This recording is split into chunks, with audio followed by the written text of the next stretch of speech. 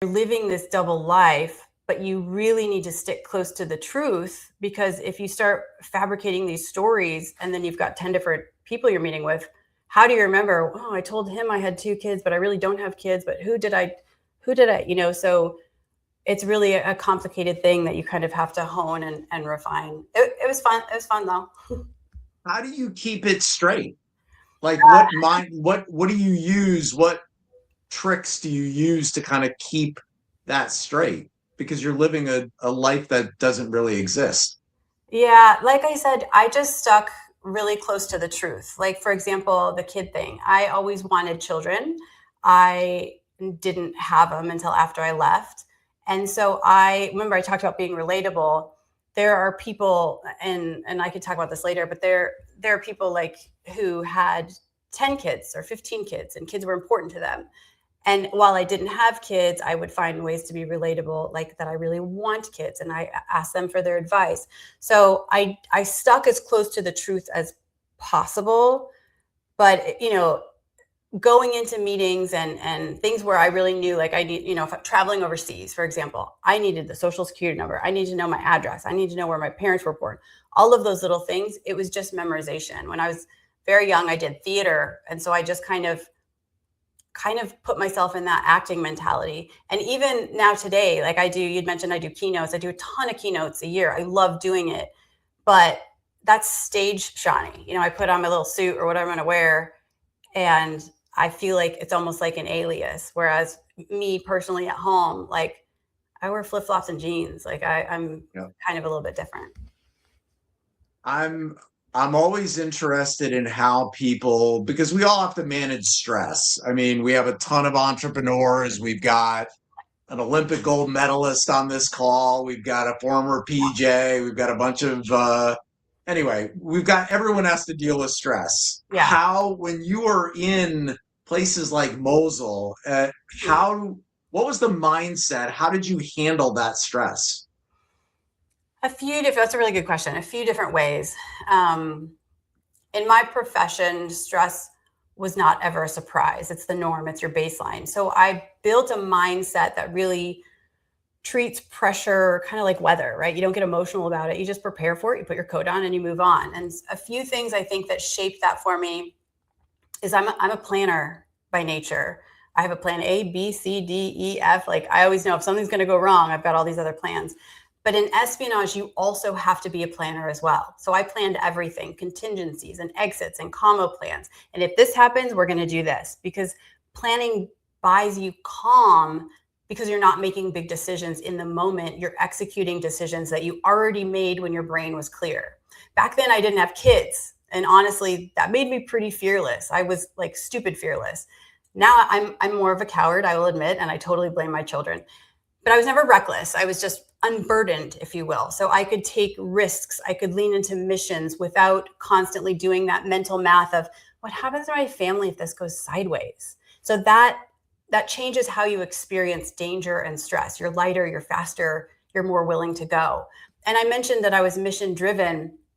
I really believe that being mission driven crowded out any potential fear. When you're deeply anchored on purpose, or to a purpose, I feel like your brain has less room for panic. So the question wasn't, oh gosh, what happens if something happens to me? My question was always, okay, what needs to get done next? And my sense of mission, it didn't erase the stress, but it gave my stress a place to go. And personally, I have lived through enough traumatic events for like 20 people, but I knew that since childhood, I could survive hard things.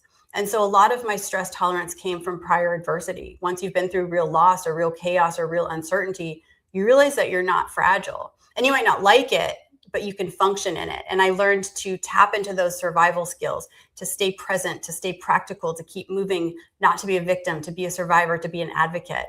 And then lastly, I think I learned to separate feelings from actions. I could be scared and still do the right thing. I could be exhausted and still be disciplined and work for 48 hours straight. I could be flooded and overwhelmed and still follow through on the plan. So that's the difference between being tough and being trained. Did you have a like a seminal moment, like something that defined that decade long career in the DIA? Yeah. This is one I've actually talked about publicly. If anyone's bored and can't sleep, I've done a bunch of podcasts where I talk about this, but I kind of call it my greatest success and my greatest failure at the same time, this mission. So this was at the height, everyone was trying to find Osama bin Laden. And I was able to recruit one of his right-hand men, someone who was very close to him for his whole rise, who knew about the attacks of September 11th. It was a lot. September 11th was very impactful for me, just like everyone else. But I was really motivated because of that. And so I went into these meetings really with a lot of hatred and anger and hurt in my heart towards this person who was involved. And I think kind of the seminal moment was I learned so many lessons from this one person. He was a mullah, he was a religious scholar. And I learned patience with him. He talked so much. These were like 9-hour meetings. I learned respect. I learned more empathy. I left after months of working with him actually respecting him and his motivations and why they changed and who he was. And he was a family man and his kids. So I learned a lot about the power of motivations, which I take now and use in my work today. I actually recruited him and then a very high ranking person the next day. So 2 in 2 days, not bad. So I kind of left knowing like I'm a rock star. I'm pretty good. But I knew that it was time to pivot when my physical and my mental health just took a nosedive.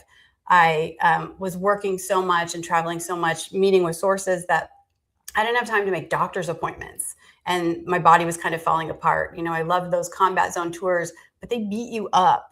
And working at headquarters or working in an office, I hated the office politics. It's not my thing. So I was bullied a lot. I was sexually harassed a lot. And all of that just overwhelmed. I made the tough choice that I had to pivot my career into doing something else. Was that a tough transition for you? Because I see a lot of people, special forces, pro athletes, Olympians, and that transition can be really difficult. How is it for you? Yeah, it was difficult. I think because, like I said, being so mission focused and mission driven, like I was right, let's go. Tell me what to do. What do you need me to do? I'm ready to go. And then getting into corporate America, I was like, are we gonna do something this month? No, okay. That was kind of a tough pill to swallow. But I mean, I was in private sector before a little bit, and I've been in it since. I had a little stint with DHS in between because I missed the sense of mission, but it is a tough transition. I think for anyone who's been in military or government service and really thrown themselves into it. But I will say, I think that the government and the military both would really benefit from operating in some ways like private sector. And I think private sector would really benefit from operating similarly Yeah. to military and government too.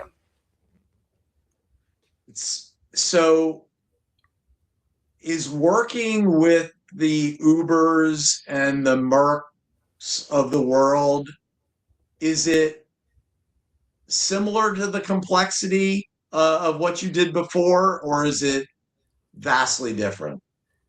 It's vastly different.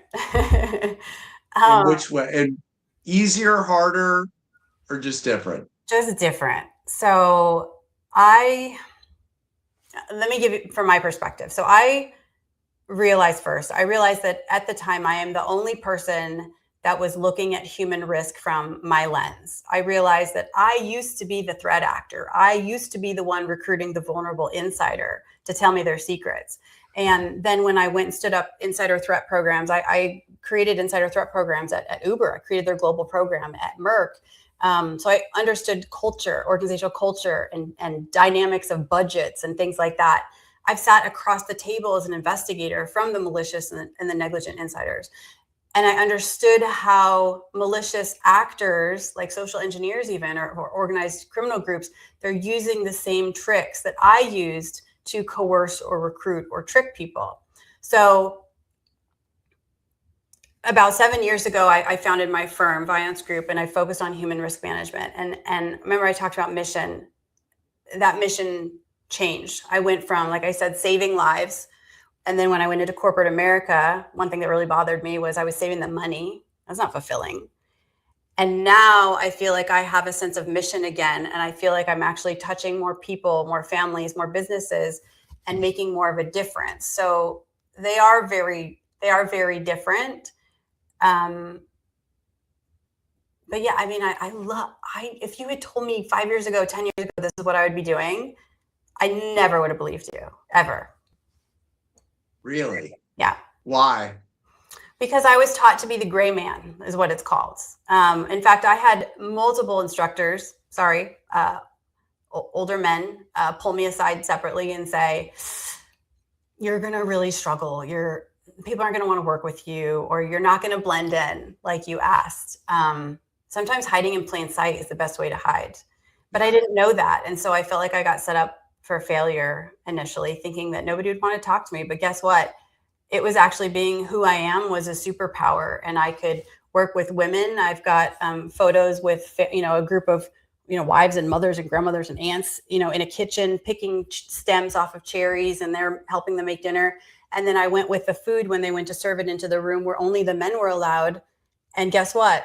I went in there, and then I was part of that group, drinking whiskey and playing games and debriefing and building relationships. So I could straddle both sides, whereas my male colleagues couldn't do that.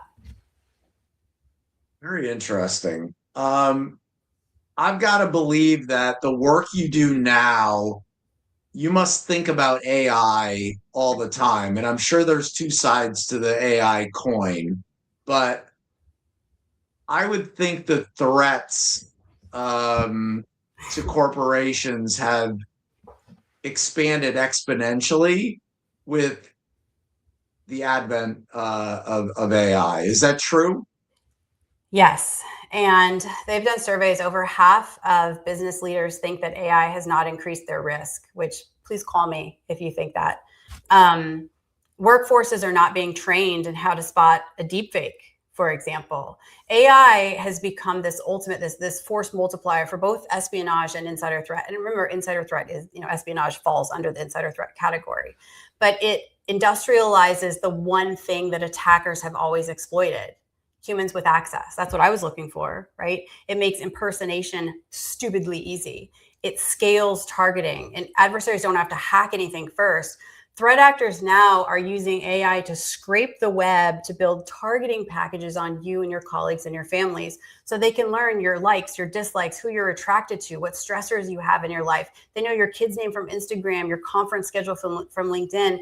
They build these profiles. And what I think is frustrating for me is I used to do this. I used to build targeting packages before I would go approach a target, and it took me months. And AI can do this now in minutes. And you don't need social media either. A lot of people are like, oh, but Shawnee, I don't have social media. Well, cool. That's peachy for you.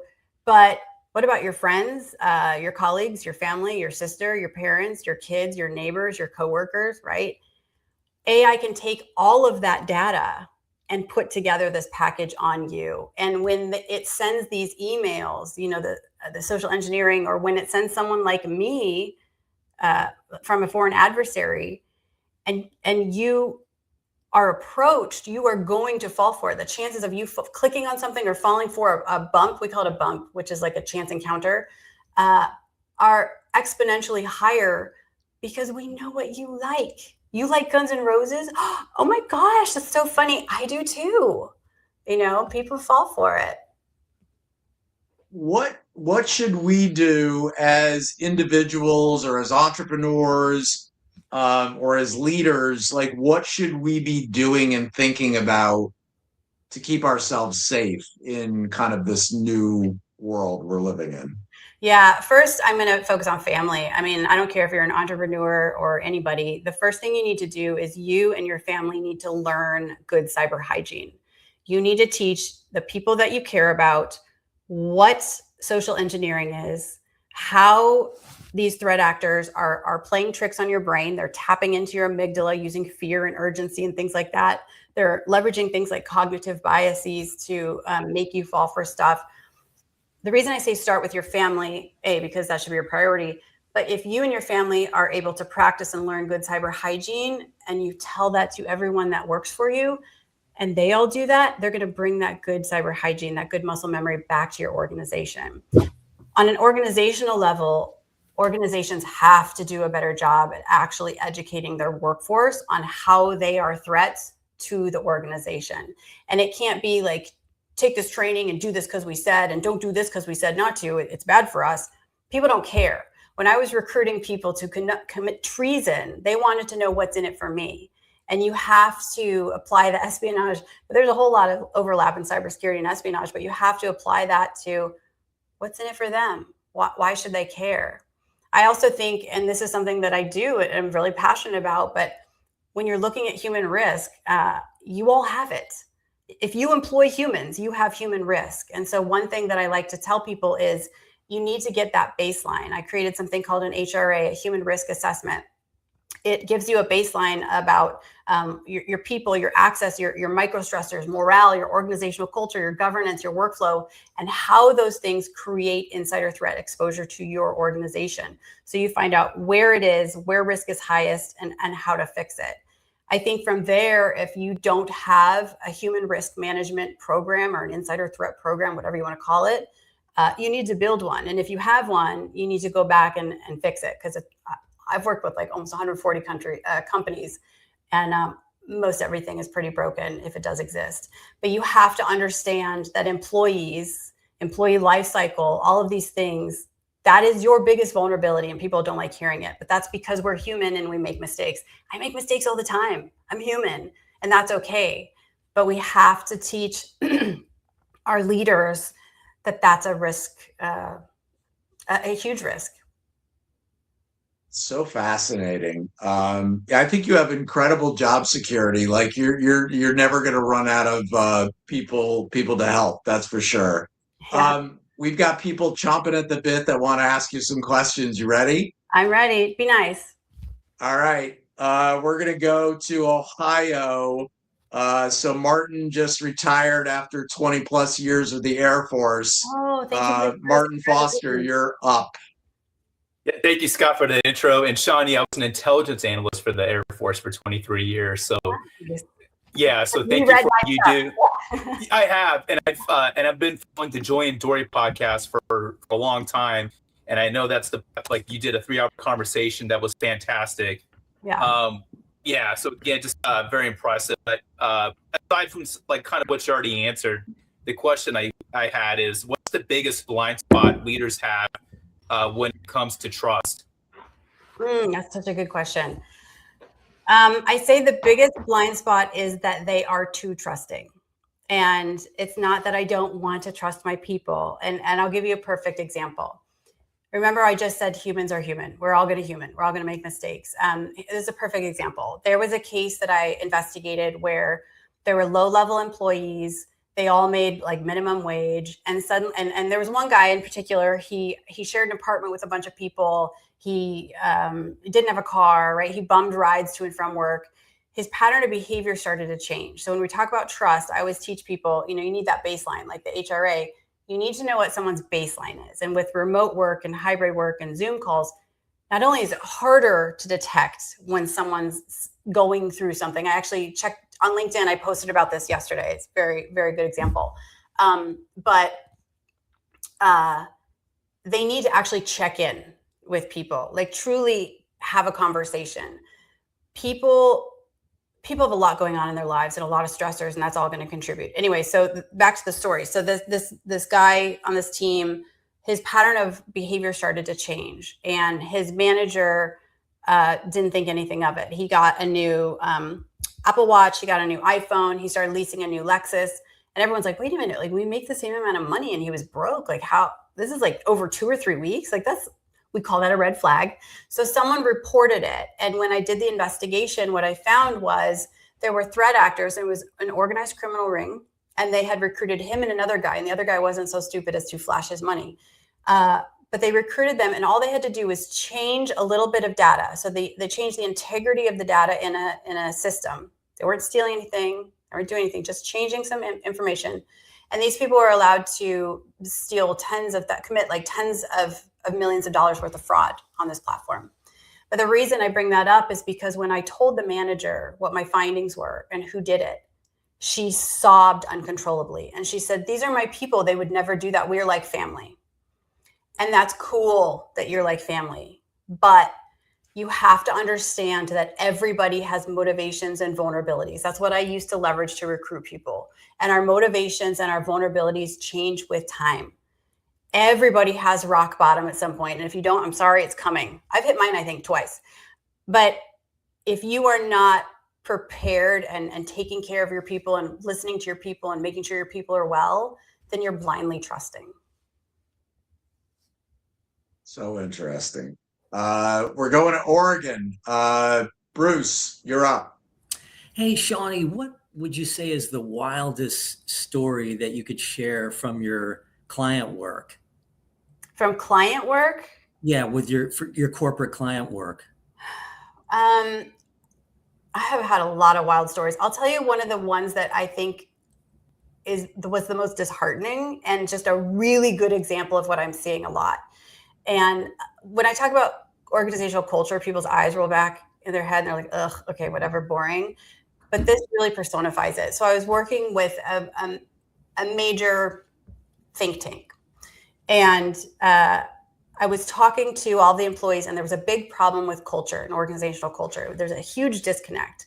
And when I finally interviewed the head, top number one of this organization, I said, can you just tell me, just describe your culture? And this person looked around and said, well, we take care of our customers. And I realized it was right there. Like, this person couldn't even say what their cultural values were. So how are they living, breathing, and personifying and embodying what that organizational culture should be? Culture comes from the top, right? So that's first one that comes to mind. I've seen a lot of wild stuff. What do you recommend in that situation? Like, what should people do? Yeah, so actually, I was doing a HRA, human risk assessment, for them. And one of my findings obviously was that. And what I suggested, I don't know if anyone's familiar with Uber and Uber's history. It's actually fascinating. I was there during all that crazy chaos. But what Uber did, and I use this as a good example, is their original cultural values under Travis Kalanick were things like toe stepping, right? It was very militaristic and hostile and like just break things and stuff like that. When that regime changed, I'll say nicely, and then Dara came in and took over Uber, what they did, what I thought was brilliant, is they needed obviously to redo those cultural values. So they took employee feedback, so people felt like they were heard. They selected some of those things. So the ELT, they had what they wanted. They added in some of the feedback so people felt involved and heard. And they did a complete rebranding. Everything, when I talk about insider threat, this all boils down to marketing and branding and how you sell it. You have to do it right. You have to do it thoughtfully. So they did marketing and branding into these new cultural values. Every Zoom background, all the t-shirt, all the new swag, all the meetings, your performance expectations were all tied to the cultural values. They really just embedded it in everything. The reason I share that is they did that right, and it made a drastic change quickly. But also, it's doable, it's changeable, it's fixable.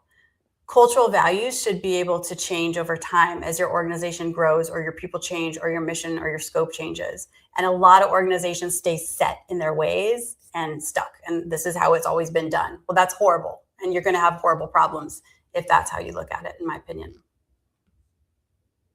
So I know you said you were a big photographer. You love photography. So we're going to a phenomenal professional photographer in California, Tanya Boggs. Thanks. That was a nice compliment, Scott. Thanks for being here, Shawnee. I am having technical network issues, so my camera might pop off. It's automatically doing it. My question is about good cyber hygiene. What the heck does that mean? How do I make sure that my daughter and I have good cyber hygiene? Yeah, well, we could do a whole nother talk on this. I would say first, I'll put a plug in for my YouTube channel. It's through LifeLock. Look at LifeLock's, it's called The Control Room. the reason I plug that is because I interview cyber experts every week and talk about all of these things, frauds and scams and AI and deepfake and cybersecurity and how to protect yourself and your loved ones. I tell guests, please talk to my mom. Like, as we are talking, pretend like you're talking to my mother. And so this is for everyone. Good cyber hygiene in a nutshell is making sure that you are aware of the threats out there and you know how to mitigate them. The first thing I would tell everyone is my kids like this, have a secret, like a password or a code word with only your inner circle. So it's me and my 3 kids, only the 4 of us, we know our secret password. And my kids have used it. I was traveling once and called my kids unexpectedly. I was just about to go on stage and my son said, wait, what's the password? And I was so proud of him, but I do pound it into him. So that is something, because with the use of deepfakes, especially, there are so many incidents where fraudsters are, scraping the web. Like I said, they're taking images and videos of you or your loved ones, and they're using that to try to fraud grandparents and commit scams and things like that. Also things like simple things, like if you have Wi-Fi at home or devices at home, like cameras or baby monitors or Alexas or whatever's, change the default, login, the username, the admin name, the password. That's all stuff that's available easily on the dark web, to make sure people can't spy on you at home. Don't post things on social media where it says, I'm going on vacation next week. Like I could give you a long list. Sorry for the plugs, but like if you follow me on LinkedIn, like I live, breathe, and eat and sleep this stuff. So I talk about it a lot, but it's just making you aware. Really, there's layer. I call it the security onion. If anyone's ever heard me talk, when we're talking about the security onion, it's layer after layer after layer, and nothing's 100%. But if we just add little layer after little layer, it's going to make it harder for those bad people to target us, and they're going to move on to the next person who has no layers. Yeah, thank you so much. That's super helpful, and I will follow you because I try to follow all the outliers on LinkedIn. Thank you very much. Appreciate it. Jared in Philly, you're up. Hey, Shawnee, thanks for making time for us today. Really appreciate it. So taking calculated risks has been something that I've built my career around. The stakes aren't quite as high in digital advertising as what it is for what you do for your line of work. But sometimes it's very challenging to try and figure out if the upside of the risk is worth it. So do you have any practices or tactics when you're trying to weigh whether or not you should be taking a risk in a situation? Oh God, that's such a hard question. For me personally, if the benefit outweighs the bad thing that could happen, I go for it usually. That's probably a really wild answer, but I tend to find that when I don't take risks, I regret it. And it's the times in my life where I've pushed myself off the cliff or outside of my comfort zone that it was fabulous. It's awesome. Thank you very much. Mm-hmm. David Landis in Indy. Hi, Shawnee. Thank you for this. My question is, you talked about operational cadence when you were in the field doing what you did versus corporate. I'm thinking of AI in the same terms. I mean, we're all behind whatever AI is doing. Yeah. I'm just wondering how your perspective and what you're seeing. We're moving slow. We're all behind personally and professionally. How are you thinking ahead? Leaders look long. How far are you looking? What are you thinking? What's different for you? Yeah, my brain is a very weird combination of VH1's pop-up video. I just dated myself. You've seen that. Maybe like an ADHD brain, like an artist brain. So when I think about that, I'm always thinking like long-term and strategy. I'm told I'm a visionary, but I'm always thinking like, what if? And I always put myself in the threat actor's shoes. So from a leader of an organization, I mean, I'm a CEO of my own company. How could someone hijack my company? How could someone do X, Y, and Z? I will also say with AI, because there's so much overlap with cybersecurity and insider threat and AI, I want you to look at your pressure points in your organization, but not just the pressure points or like a heat map. I want you to look at the people who, please read my post yesterday. Look at the people who've gone quiet, not the people that are complaining all the time. Look at the people who maybe been passed over for promotion. Maybe they're suffering from something behind closed doors. Those are the people that threat actors like me, I'm a good guy though, I'm not a bad guy, would push those vulnerabilities. And those are the people that are going to make you higher risk ultimately. I would also add, and I know I said it before, training and awareness is not a compliance checkbox. Right now, so many organizations think of it as like, oh, here's a PowerPoint once a year. Yay, you did it. No, we are a Netflix nation. We love to be entertained. Our attention span statistically now is less than that of a goldfish. We need to fix it. So when we talk training and awareness, things have to be micro alerting. They have to be entertaining. They have to be engaging. You want engagement. So for example, here's a great example. Sorry, see pop-up video. Phishing tests, right? Most organizations do phishing simulations. Everyone hates it because it feels like you're constantly being tested. People don't want to feel like that. They want to feel trusted.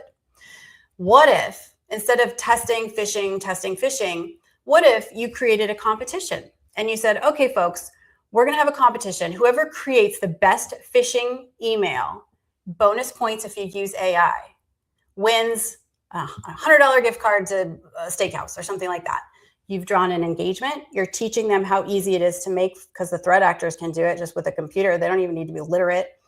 You're teaching them the tools. So they're going to start researching all these tools to do it, right? And now they're starting to realize, I could totally fall for this. So you have to flip all these things, the training and awareness, and all. You have to flip everything on its head from what you have thought all of these years. Thank you. What can I push on that a little bit? What do you think? How are you having your kids think about this? I'm thinking about kids and grandkids and all those things and the world they're moving into and how we prepare and lead them into that.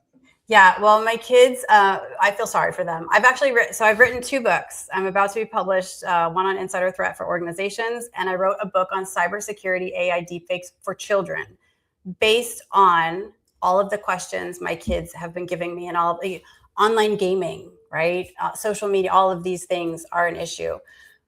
It all comes down to awareness. So when we're talking about kids, I don't care if it's kids or parents, because they're both just as vulnerable, just for different ways. I always advocate to educate people in a way that matters to them. Remember what matters to me. So I'm not going to tell my kids about the gold bar scam. They don't care. I'm going to tell my dad about the gold bar scam. I'm going to send them news articles. I'm going to send them videos that relate to them. For the kids, I'm going to show them the stories that relate to their age group, so that it matters to say, look, other people are falling for this. These poor kids get it like pretty much every day. So it's beat into them. But they still, my son, who is probably smarter than me, still takes shortcuts, and still, like, humans will be human. And for me, it's teaching your employees and teaching your family members, we are all going to make mistakes, but we have to be honest and report it right away so that we can fix it and mitigate that threat. Thank you.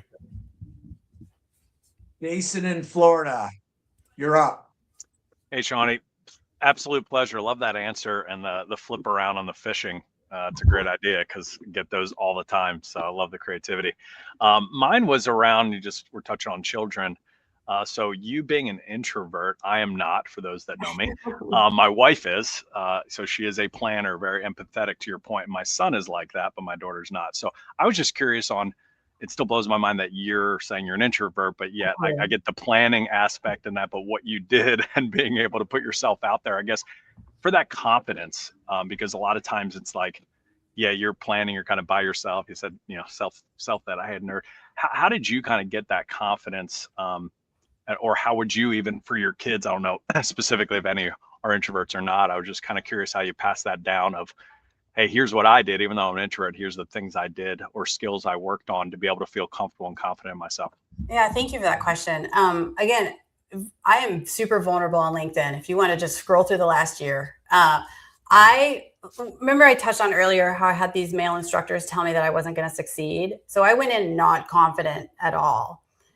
It was only after time when I started realizing it firsthand, like through actions, I'm really good at this stuff. And then getting all these awards and medals and recognitions and stuff, I'm really good at this. And when I left and came into my own in the human risk space, I think I know what I'm talking about and I'm passionate about it. And I want to help people not fall for stuff.